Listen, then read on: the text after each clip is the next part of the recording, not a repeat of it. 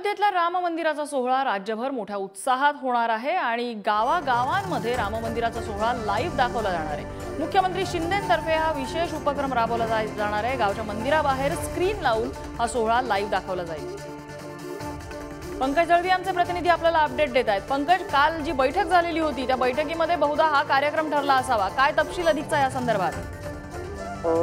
दोन महत्वाच्या गोष्टी ज्या एकनाथ शिंदेंनी करायचा निर्णय घेतला। एक तर गावागावाच्या मंदिरांमध्ये जत्रेचं स्वरूप द्यायचं आणि दुसरं म्हणजे प्रत्येक मंदिराबाहेर मोठी LED स्क्रीन जी आहे ती लावायची आहे आणि त्या LED स्क्रीनवरती जे आहे ते राम मंदिराच्या उद्घाटनाचा जो सोहळा आहे तो लाईव्ह दाखवायचा आहे आणि त्याच्या माध्यमातून तसे आदेश त्यांनी सगळ्या पदाधिकाऱ्यांना दिलेले आहेत आणि मुख्यमंत्री प्रत्येक जिल्ह्यातल्या या सोहळ्यातल्या हा जो काही स्क्रीनचा जो विषय आहे त्याच्यामध्ये लक्ष घालणार आहेत।